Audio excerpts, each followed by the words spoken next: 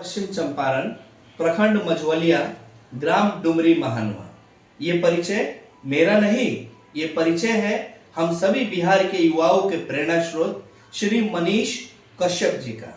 मनीष भैया जो एक छोटे से घर से, खपड़े के घर से, एक छोटे से गांव से, एक छोटे से विद्यालय, सरकारी विद्यालय से पढ़कर बेंगलोर जाके इंजीनियरिंग की पढ़ाई कर कर इंजीनियर बने।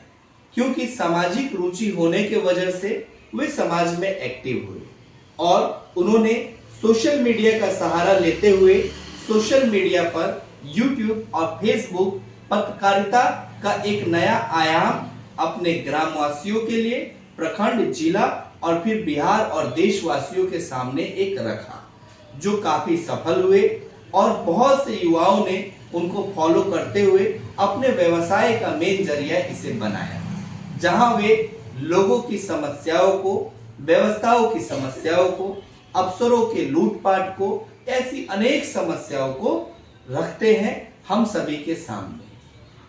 पिछले दिनों पीएमसीएच वो किसी मरीज के मदद के लिए गए, क्योंकि यूट्यूबर होने के नाते उन्होंने किसी समस्या को देखा और समस्या को देखकर चाहा कि इस समस्या को मैं अपने जरिए, अपने इन्फ्लुएंशियलिटी के जरिए इस देश को, बिहार को और पटना वासियों को दिखा सकूं कि क्या खामियां पीएमसीएच में हैं।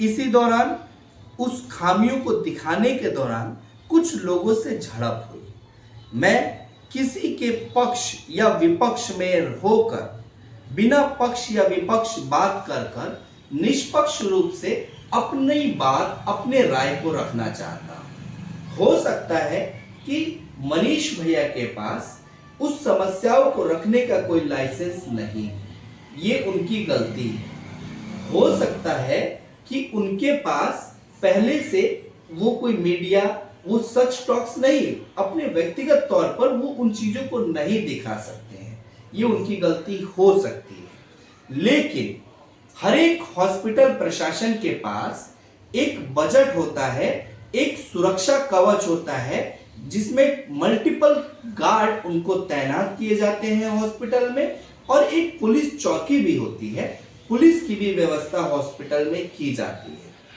अगर मनीष कश्यप के किसी भी काम से अगर हॉस्पिटल प्रशासन को समस्या या प्रॉब्लम है या थी, तो वे हिंसात्मक रूप धारण करने के बजाय वे उस पुलिस चौकी में या गार्ड्स के मदद से उन पे एफआईआर लॉन्च करवा सकते हैं। अगर कुछ लोगों की झड़प हॉस्पिटल की तरफ से मनीष कश्यप पर हुई है, अगर यही झड़प मनीष कश्यप की के तरफ से 50, 20, 30, 100 लोगों को ले जाकर हॉस्पिटल के लिए की जाती, तो अभी तक प्राथमिकी दर्ज करके मनीष कश्यप जेल में होते। तो ये दिखाता है कि हमारा जो लोकतांत्रिक भारत है वो लोकतंत्र है, उसमें एक कानून है, संविधान है, देश उसी से चलना है। फिर इस तरीके की घटनाएं हमारे लोकतंत्र को कमजोर करती हैं, जो कहीं से भी बर्दाश्त नहीं है। मनीष कश्यप की पिटाई बड़ी बात नहीं है, वैसे अनेकों लोग पीएमसीएच में पीटे गए हैं। बड़ी बात है कि हमारे लोकतंत्र को खतरा। ये मैं मानता हूं, फिर से एक बार दोहराता हूं कि मनीष कश्यप की गलती हो सकती है, लेकिन किसी को भी पीट देना, हिंसात्मक रूप धारण करना, वो कहीं से भी उचित और न्यायोचित और ठीक नहीं है।